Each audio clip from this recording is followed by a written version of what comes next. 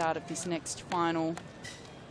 And again, it's going to come from the center of the course. The Italians, Stefano Oppo and Pietro Ruta, up against the formidable French, Juan and Azou, the Olympic champions, undefeated this year.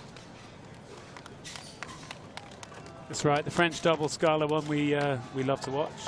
Talk about good sculling, and you're going to get a good example of it here. But we've seen so much guts in the racing that sometimes it takes more than just great technique. It's about heart, it's about determination, it's about getting your head in the right place and delivering when it matters. As you can see, this beautiful course, there's a whole 8-lane course to warm up on the left of that pontoon that you can see. As we move up here to the start. And the boat's now with about 2 minutes to go. We'll hopefully have a little look at each crew as we see them just shaking hands, drying their hands down with the towels. You can see the French pair just tucking away those yellow towels. Make sure their hands don't slip off the rubber grips as we have a look at the Belgian crew. Tim Bryce and Niels van Swega. And then in lane 2, just getting the boat pushed out a little further, so it's pushed right into that box that holds the boat in place from the People's Republic of China. San Man, Fan Jungji. They were 11th at the Rio Olympics in this boat class. The Italians, I wonder if they'll know what their coxless pair have just done, how they've sprinted to a gold medal. Let's see if they can do the same. Stefano Oppo, Pietro Ruta. They were in a coxless 4 for the Rio Olympics, where they finished in 4th place. Now, of course, the coxless 4's gone from their program at the Olympics, so they've got into the double. This is Juan and Azou, that French pair double that we've spoken so much about. And then the Polish here, Jerzy Kowalski and Milos Jankowski. 2 bronzes at the World Cups this year. And the outside lane, the German pair of Lucas Schaefer and Jason Osborne. Had a fantastic sprint to make it through to get to this final and put themselves alongside the best in the world. I saw this guy in the ice bath after his fantastic semi-final race, the 30-year-old Pietro Ruta with the beard. And he was just chilling there, as you would do in an ice bath, with Stefano Oppo. They look very confident, the Italians, with he's 30, youth and experience. His partner, Stefano, is just 23 years of age. Well, it's important you point out also the ice baths, Martin, that it is so hot here, and recovery will be important to these athletes. And, of course, they're lightweights, so they'll have had to get down to weight each day, and now it comes to the final day. We're away. Whoa, that wasn't a great start. Terrible stroke there from the French. A little fumble. I'm not sure who was that.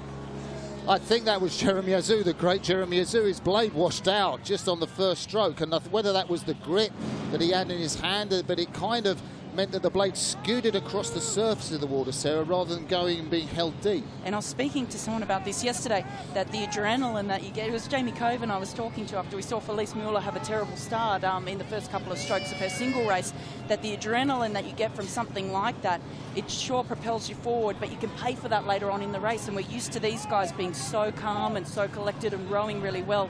They'll have a lot of adrenaline and maybe expending more energy at this point than they would be used to. Well, I've set them up as the technical masters. We've then seen them slightly fluff the start, and now they've had to go into a sprint mode. And like you say, there could be adrenaline pumping through the body of that French double, compared to something that's a little bit more calm and controlled here we see from the Polish crew. And that's getting that French crew up in front. Will they pay for that at all later? We saw a shot of the 27-year-old Milos Jankowski, the one survivor from the Polish double at the Olympics that finished in the final 6. New man Jerzy Kowalski behind him. There's Lucas and Schaefer, the Germans with the red boat. The German double, well, Osborne and Schaefer rather than Lucas and Schaefer. Jason Osborne loves his different colour of those Filippi boats, and so he's asked for a red colour. As we see here, this Italian double, and I'm impressed with how they've taken this out, that they're not going to let the French double get away from them. It's a sprint here up to 500 metres, and the French are in front, but Italian right beside them.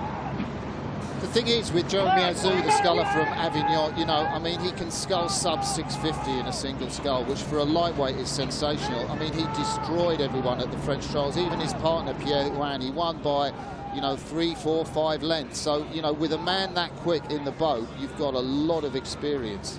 And the French still up on 40 strokes a minute. The Italians sitting just off to their right-hand side, 39 strokes a minute. So no one settling here. And we saw some incredible racing in the lightweights and the lightweight men's pair yesterday with the Irish up on 43 strokes a minute for much of the race. So we're used to this with the lightweight rowing. I'm liking the look of the Chinese double as well out there on the far side, that they've made a strong move really from 500 to 750 to really push themselves into it, and they're just moving along nicely here. Yeah, furthest away from you see Sun Man, the one survivor from the double that finished 11th in the Olympics. He's from the Liaoning province, and then closest to you, Fan Junji from the Guangdong province. Both these men were in Europe and finished 4th out of the medal in Poznan, but that form looks to have changed here.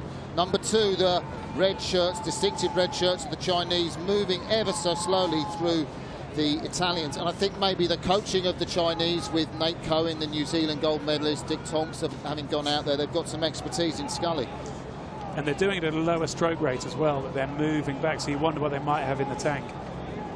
As we're coming through the 1,000 here, it is the French with half a canvas lead over the Italians, very tight over to the Chinese on their right-hand side, and the Poles out in lane 5. So this race, everything to play for in the second half here, as we see the stroke man Pietro Ruta from Italy look across at the French on their left-hand side. And just as we get a look back there, the Belgians look out of it, Tim Brees and Niels van Zwegen. The Germans too, Lucas Schaefer and Jason Osborne, they look out of it unless something special happens in this third quarter. Here's the race, ladies and gentlemen, for the gold, silver and bronze medals. I'm not sure the Poles will have too much to say about this, you never know, but I think the Italians have just done something. They've just taken a step on, they've gone early, and they've now suddenly the fastest boat on the course again. And having seen the way these boats are sprinting, I still think anything could happen here. So will the Poles pick off the Chinese? I guess you've got the Polish in red in the foreground with their white caps, very sort of placed backward. That's Jerzy Kowalski's a 29-year-old's cap place back. The Chinese are hanging in there, but they've missed that move by the Italians, and I don't think I've seen the French put under such pressure. There's a beautiful shot of the Italian stroke man, the 30-year-old Pietro Ruta. Well, it looked to me like a classic sort of 10 or 15 stroke move that the Italians did. The French were able to watch it and then respond to it and pick their boat speed up, and now they are easing out again. Yeah, the Italians made a move there, and this is what the French